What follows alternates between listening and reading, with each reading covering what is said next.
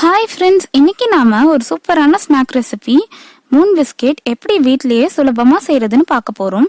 வாங்க வீடியோக்குள்ள போகலாம். ஒரு கப் மைதா மாவு எடுத்துக்கலாம். இது 200 கிராம் மைதா மாவு. இது கூட ஒரு ஸ்பூன் ஓமம் சேர்த்துக்கலாம். ஓமம் நல்லா வாசனை கொடுக்கும். இது கூட தேவையான அளவு உப்பு சேர்த்துக்கோங்க. 2 டேபிள் ஸ்பூன் பொடிச்ச சர்க்கரை சேர்த்துக்கோங்க. 2 டேபிள் ஸ்பூன் நெய் இல்லை எண்ணெய் சேர்த்துக்கோங்க. நான் இன்னைக்கு நெய் சேர்த்துருக்கேன். அப்போ இது இன்னும் நல்லா வாசனையாக டேஸ்டாக இருக்கும். இதை நல்லா பிசைஞ்சு விட்டுக்கோங்க. நம்ம ஊற்றிருக்க நெய் எல்லா இடத்துலையும் படுற மாதிரி இதை நல்லா கலந்துக்கோங்க. இந்த மாதிரி நம்ம முதல்ல இந்த மாதிரி எல்லாத்தையும் மிக்ஸ் பண்ணோம்னா நம்மளுக்கு நல்லா கிறிஸ்பியாக கிடைக்கும். அதுக்காக தான் தண்ணி ஊற்றுறதுக்கு முன்னாடி இந்த மாதிரி நல்லா நெய் எல்லா இடமும் படுற மாதிரி பிசைஞ்சிக்கணும். இப்படி கையில் எடுத்து பிடிச்சிங்கன்னா இந்த மாதிரி பிடிக்க வரணும். இதுதான் கரெக்டான பதம். நம்ம நெய் அளவு கரெக்டாக இருக்குன்னு அர்த்தம். இப்போ கொஞ்சம் கொஞ்சமாக தண்ணி தெளித்து இதை பிசைஞ்சிக்கோங்க. ஒரேடியாக நிறைய தண்ணி சேர்த்துடாதீங்க. ஏன்னா இதில் நம்ம கொஞ்சமாக பொடிச்ச சர்க்கரை சேர்த்துருக்கிறதுனால சீக்கிரமாக இது இலக்கம் கொடுக்கும். அதனால் கொஞ்சம் கொஞ்சமாக தண்ணி தெளித்து பிசைஞ்சிங்கன்னா உங்களுக்கு அளவு கரெக்டாக வரும். இது நல்லா பூரி மாவு பதத்துக்கு நல்லா டைட்டாக ஸ்டிஃபாக பிசைஞ்சிக்கோங்க. இதெல்லாம் நம்ம நிறைய தண்ணி ஊற்றி பிசையக்கூடாது. சப்பாத்தி மாவு மாதிரி சாஃப்டாக இருக்கணும், ஆனால் பூரி மாவு மாதிரி நல்லா டைட்டாகவும் இருக்கணும். அதுக்காக நம்ம தேவையான அளவு தண்ணி ஊற்றி பிசைஞ்சிட்டு இந்த மாதிரி நல்லா தேய்ச்சி ஒரு 5லிருந்து 10 நிமிஷத்துக்கு இதை நல்லா பிசைஞ்சு எடுத்துக்கோங்க. அப்போ நம்மளோட மாவு நல்லா சாஃப்டாக சூப்பராக ஆகிடும். நம்ம பிஸ்கெட் நல்லா சாஃப்டாகவும் இருக்கும், அதே சமயத்தில் கிறிஸ்பியாகவும் இருக்கும். இந்த ஸ்டெப் ரொம்ப இம்பார்ட்டன்ட். நல்லா பிசைஞ்சதுக்கு அப்புறமா இதை நீங்கள் ரோலிங் பின் வச்சு நல்லா உருட்டி எடுத்துக்கோங்க. ரொம்ப மெலிசாக தேய்க்கக்கூடாது, கொஞ்சம் திக்காக தேய்ச்சிக்கோங்க. இதை இந்த அளவு திக்காக இதை திரட்டி எடுத்துக்கோங்க. ரொம்ப மெலிசாக திரட்டக்கூடாது. இந்த மாதிரி திக்காக திரட்டினீங்கன்னா தான் உங்கள் பிஸ்கெட் நல்லா சூப்பராக வரும். இந்த மாதிரி ஒரு பாட்டில் கேப்போ இல்லை ஏதாச்சும் இந்த ஷேப்பில் உங்ககிட்ட எது இருக்கோ எடுத்துக்கோங்க.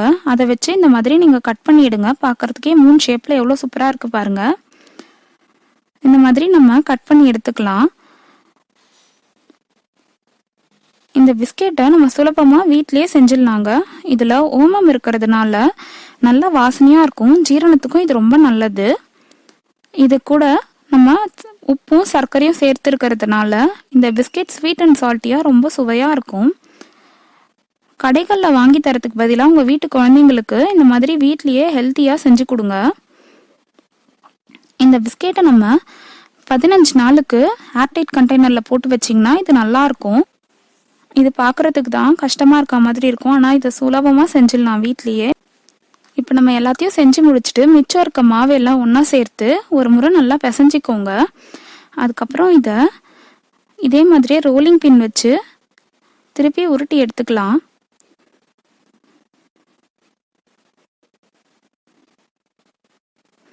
இப்போது முதல்ல செஞ்ச மாதிரியே திருப்பியும் நம்ம பிஸ்கெட் செஞ்சு எடுத்துக்கலாம். இப்போ நம்ம எல்லா பிஸ்கெட்டையும் செஞ்சாச்சு. எண்ணெய் சூடாக இருக்கான்னு செக் பண்ணுறதுக்கு கொஞ்சமாக மாவு எடுத்து போட்டு பாருங்கள். இந்த மாதிரி பபிள்ஸ் வந்தால் இது எண்ணெய் நல்லா சூடாக நல்லா இருக்குன்னு அர்த்தம். எண்ணெய் ரொம்ப கொதிக்க இருக்கக்கூடாது, மீடியம் சூட்டில் தான் இருக்கணும். மீடியம் சூடான எண்ணெயில் இந்த மாதிரி நம்ம செஞ்சு வச்சுருக்க பிஸ்கெட்டை போட்டுக்கோங்க. போட்டுட்டு இதை லோ மீடியம் ஃப்ளேமில் வச்சு பொரிச்சு எடுங்க. இது ஹை ஃப்ளேமில் வச்சு பொரிச்சிங்கன்னா வெளியில் மட்டும் கரிஞ்சிரும், உள்ளே வேகாது. ஏன்னா இது நம்ம திக்காக செஞ்சுருக்கோம், அதனால் உள்ள வரைக்கும் வேகிறதுக்கு லோலேருந்து மீடியம் ஃப்ளேமுக்கு வச்சுக்கோங்க. அப்போ தான் நம்ம பிஸ்கெட் எல்லாம் ஈவனாக பொன்னிறமாக உள்ளேயும் வெந்து நல்லா சூப்பராக இருக்கும். இந்த ஒரு முறை வேகிறதுக்கு இது 10 நிமிஷத்துக்கு மேலே ஆகும். 10லிருந்து 12 நிமிஷம் ஆகும். இந்த மாதிரி உங்களுக்கு கோல்டன் ப்ரௌன் கலர் ஆகிற வரைக்கும் இதை நீங்கள் திருப்பி விட்டு பொரிச்சு எடுங்க. அப்போ தான் ஈவனாக இது வெந்திருக்கும். பாருங்கள், இந்த மாதிரி கோல்டன் ப்ரௌன் ஆனதும் இதை எண்ணெய்க்குள்ளேருந்து வெளியில் எடுத்துடலாம். இப்போ நம்மளோட மூன் பிஸ்கெட் எல்லாத்தையும் பொரிச்சு எடுத்தாச்சு.